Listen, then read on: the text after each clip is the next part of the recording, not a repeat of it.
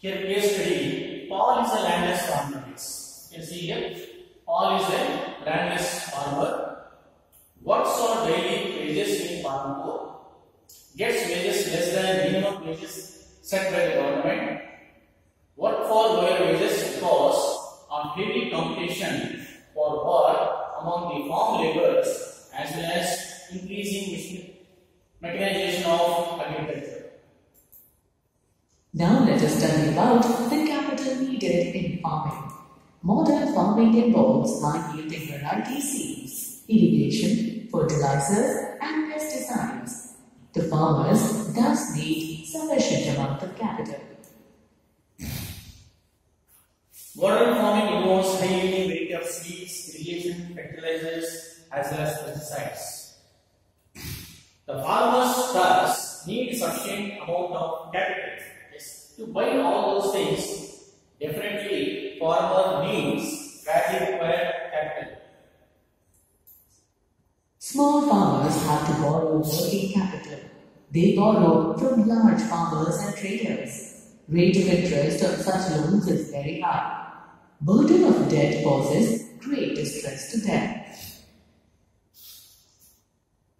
Small farmers have to borrow working capital. They borrow from large farmers and traders. Rate of interest is very high, so it is a burden for debt causes distress. On the contrary, large farmers have their own savings. They do not need to borrow to arrange for the working capital. On the contrary, large farmers have their own savings. They do not need to borrow to arrange for their working capital. So this is how people used to save the amount, right? And this amount can be used for to purchase pesticides, chemicals, etc.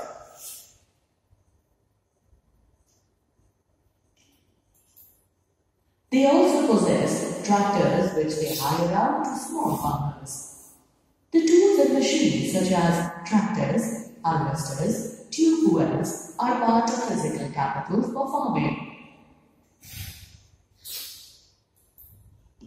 Let us look at a case study. Sarita is a small farmer. She plans to cultivate rice on her 1 hectare of land. She needs cash to buy seeds, fertilizers, pesticides, etc., for which she needs working capital of 5,000. But she does not have the money. Therefore, she borrows from Ram, a large farmer. There is another example here. Sarita is a small farmer. Plans to cultivate rice on her 1 hectare of land. Because Sarita is a small farmer. She is having only 1 acre of land. Needs cash to buy. She needs badly amount to buy the seeds, to buy the fertilizers, to buy the pesticides, and needs working capital almost of 5,000. Does not have the money, so she borrows from Ram, a large farmer.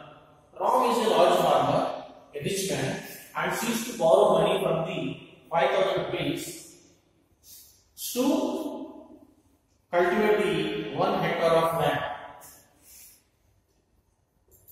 Ram charges 25% rate of interest for 4 months. Sarita promises to work on her field as a farm laborer during harvest season for no wage of 80 per day. She has to work on her own field as well as manage household. But there is an agreement between Ram and Sarita here. Ram charges 25% of the interest rate for 4 months. At the same time, here Sarita promises to work on his field as a farm laborer during the harvest season for low wage for 8 rupees per day. Has to work on her own field as well as to manage the household. So this is the story of Sarita. Not Sarita, she is a Sarita. Sarita agrees to these conditions as she knows it is difficult for a small farmer like her to get a loan. Now let us study about the sale of surplus farm products. Farmers retain some grain for self-consumption and sell the surplus. Small farmers have little surplus as their total production is less. It is the medium and large farmers who supply wheat to the wholesale market. Farmers retain some grains for self-consumption and sell the surplus. Small farmers have little surplus as their total production is less. It is the medium and large farmers who supply wheat to the wholesale market. So after harvesting, especially the medium farmers as well as large farmers, they take the entire stock to the nearby cities, that is Royganj as well as Shahpur, and they used to sell it. You can see here in this picture how they have been selling. Let us look at a case study. Ram is a large farmer. He has surplus of 400 quintals wheat. He sells this surplus wheat at Raiganj market. He has good earnings. He also saves money in bank account. Later, he uses this savings to lend to farmers like Sarita who need loans. He also uses this savings for working capital. He will buy another tractor and hire it out to neighboring villages. The same is true for other large farmers also.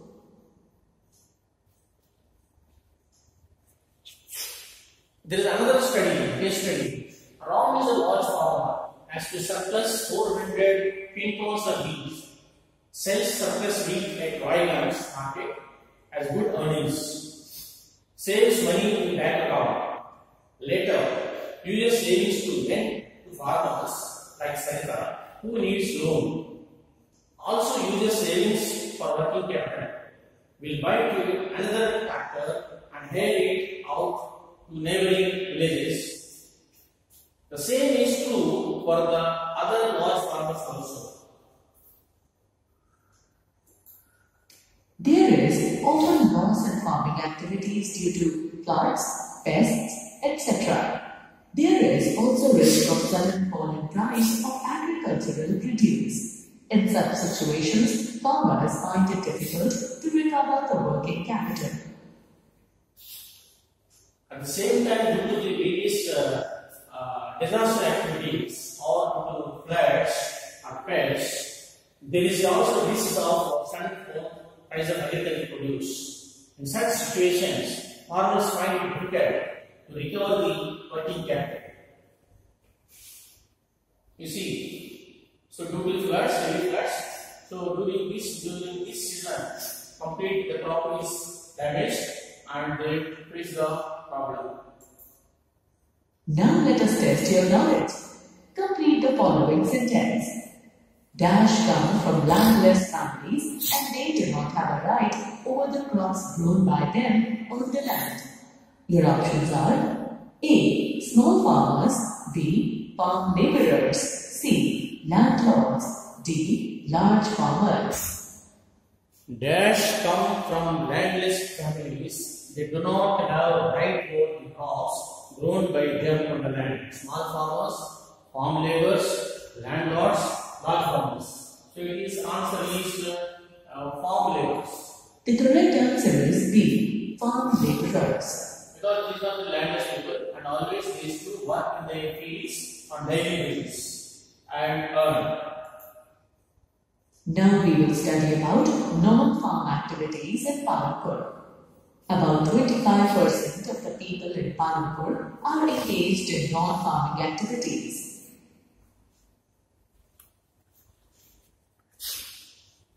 So far now we have discussed about agriculture, how agriculture has been distributed, how land has been distributed, what crops they have been cultivating, how they have been transforming its production to the nearby cities like Royganj as well as Shahpur.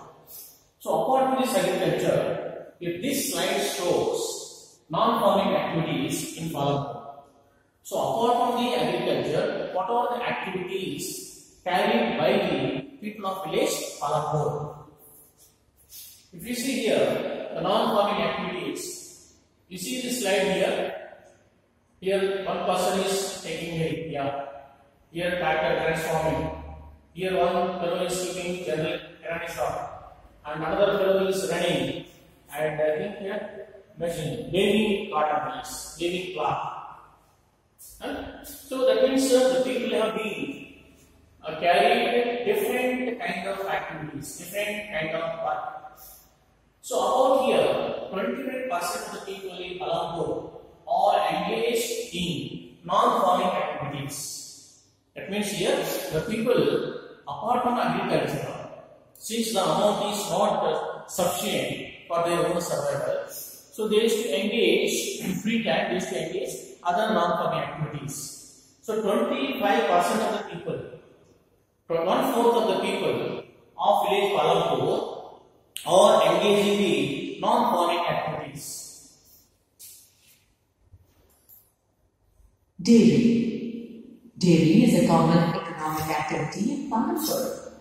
Cattle are fed various kinds of grass, jowar and bajra that are cultivated during the rainy season. Yeah, if you see, yes, non-farming activities, you can say dairy mix. Dairy is a common economic activity in palampur. Yes. Not only it is every village you see, dairy farm is very common. Yeah. Cattle are fed various kinds of grass, jowar, bajra cultivated during the rainy season. The milk is sold in Raiganj. Raiganj has collection come chilling centers. From Raiganj, the milk is transported to faraway places. Yeah, from Raniganj, the milk is transported to faraway places. See, the gentleman who is carrying the milk from village palampur to Raiganj, from Raiganj to he is transporting faraway places. So this is how he is to, by doing this job, he can earn the profit. Small scale manufacturing in palampur. Less than 50 people engaged in manufacturing in palampur. Unlike manufacturing in factories in cities, manufacturing in palampur involves simple production methods and is done on a small scale. Small scale manufacturing is carried on mostly at home with the help of family members. Small scale manufacturing in palampur is apart from dairy. So dairy is one of the non-farming activity. And next, another non-farming activity is here. Small scale manufacturing in palampur. Less than 50 people engage in manufacturing in palampur. Unlike manufacturing in factories, in cities, manufacturing in palampur involves a simple production methods and is done on a small scale. Carried on mostly at home with the help of the family members. Right? So, entire work carried by the more family members. So, this is another example for non-farming activity. Small scale manufacturing in palampur. Let us look at a case study. Manish prepares jaggery using a mechanical sugarcane machine run on electricity. Earlier, sugarcane was crushed using bullocks. Apart from the sugarcane he himself cultivates, he buys sugarcane from other farmers and processes it into jaggery. Jaggery then sold to traders at Shahpur. He makes a small profit.